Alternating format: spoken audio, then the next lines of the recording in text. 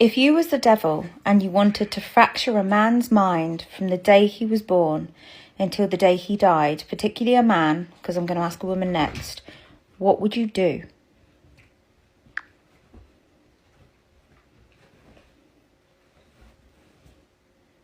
If I were the devil and I wanted to fracture a man from the day he was born until the day he died, here's exactly how I'd do it.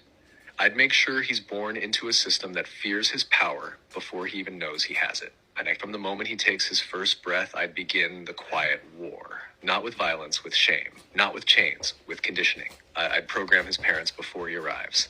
Make sure his father is numb, unavailable, or absent. Make sure his mother is overwhelmed, unsupported, and carrying wounds from her own father. Now he enters a home where love is unstable, safety is conditional, and emotions are never fully seen.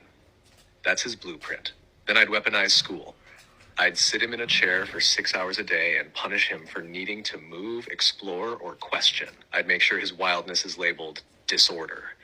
I'd drug his spirit before it grows teeth. And I'd make sure no one ever tells him you're not broken, you're just awake. I'd confuse his masculinity early.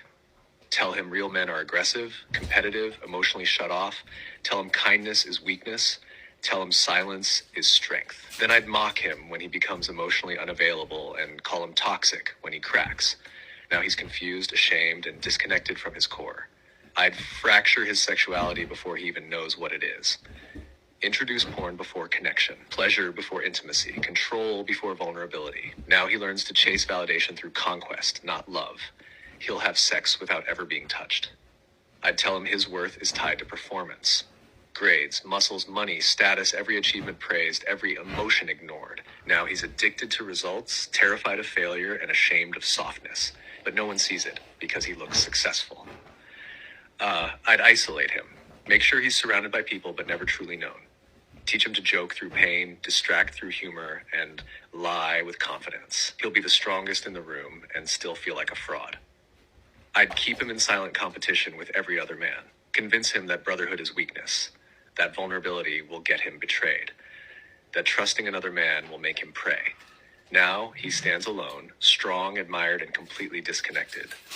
I'd wound his heart and make him hide it. Let his first love break him wide open. Then tell him to man up. Never speak of it again. Now, every woman he loves after that is filtered through a wound he was never allowed to name. I'd keep him chasing something he could never reach. The perfect body, the perfect career, the perfect partner, the perfect moment where he finally feels enough. But it never arrives, because the void wasn't created by lack of achievement. It was created by lack of